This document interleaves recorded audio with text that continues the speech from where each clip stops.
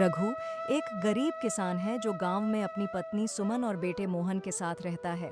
वह हमेशा यही सोचता रहता है कि काश उसके पास थोड़े ज्यादा पैसे होते। उसके पास जो थोड़ी बहुत जमीन है वही उसके जीवन का सहारा है। रघु का स्वभाव शांत और मेहनती है, लेकिन पैसे की तंगी उसे हमेशा परेशान करती है। काश मेरे पास कुछ पैसे होते, मैं अपनी पत्नी और बेटे को एक सुखी जिंदगी दे पाता। सुमन रघु की पत्नी है और वह साधारण जीवन में संतुष्ट रहती है। वह समझदार है और कभी भी धन के लिए लालायित नहीं होती। उसका मानना है कि जो है उसी में खुश रहना चाहिए। वह रघु की इस आदत से वाकिफ है कि वह हर बार पैसे की कमी को लेकर चिंतित रहता है।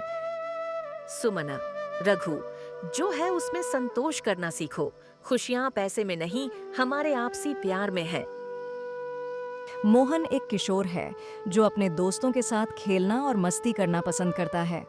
उसे भी कभी-कभी अपने परिवार की गरीबी का एहसास होता है। वह हमेशा अपने पिता की तरह बनने का सपना देखता है, लेकिन उसे धन और ऐशो आराम की दुनिया भी आकर्षित करती है। अगर हमारे पास भी पैसे होते तो मैं अच्छे कपड़े पहन पाता और अपने दोस्तों के साथ नए खिलौने लेकर खेल पाता।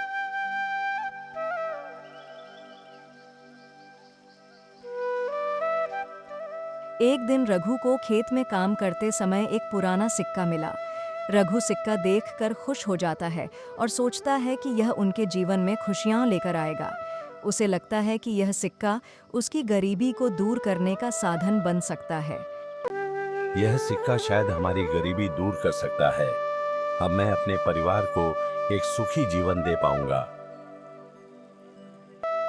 सुमन को सिक्के के बारे में सुनते ही कुछ अजीब सा महसूस होता है। उसे लगता है कि इस सिक्के में कुछ बुरा हो सकता है, लेकिन रघु उसकी बात को गंभीरता से नहीं लेता। रघु, मुझे यह सिक्का कुछ अजीब सा लगता है। क्या यह सच में हमारे जीवन में खुशियाँ लाएगा? रघु, तुम फालतू में शक कर रही हो। यह सिक्का हमारी जिंदगी बदल सकता है। मोहन सिक्के के बारे में जानकर खुश होता है। उसे लगता है कि अब उसके पास वह सब कुछ हो सकता है जो वह चाहता है।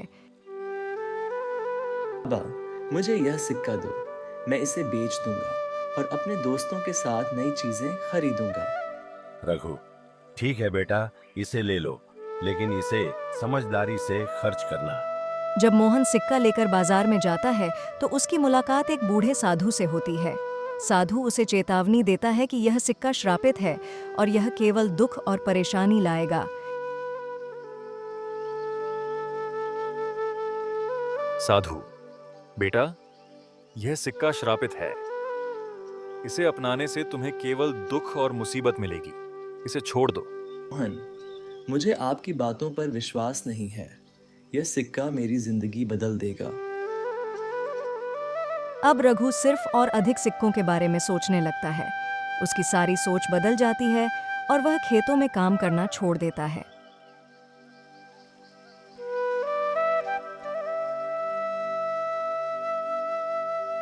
रघु, अगर और सिक्के मिल जाएं तो हम अमीर बन सकते हैं। अब मुझे केवल धन चाहिए। सुमन रघु और मोहन के स्वभाव में आए बदलाव को देखती है। उसे लगता है कि यह सब उसी सिक्के का असर है। सुमनन, इस सिक्के ने तुम्हें बदल दिया है रघु। यह हमें खुशी नहीं, केवल दुख और लालच दे रहा है। सुमन की चिंता देखकर साधु फिर से आता है और उसे एक उपाय बताता है।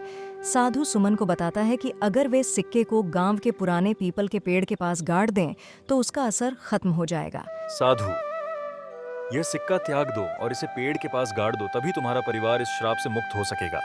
सुमनन, धन्यवाद बाबा, मैं इसे वही करूंगी।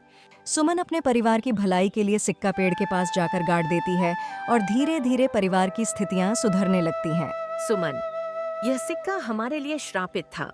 हमें खुश रहने के लिए धन की नहीं, संतोष और प्यार की जरूरत है।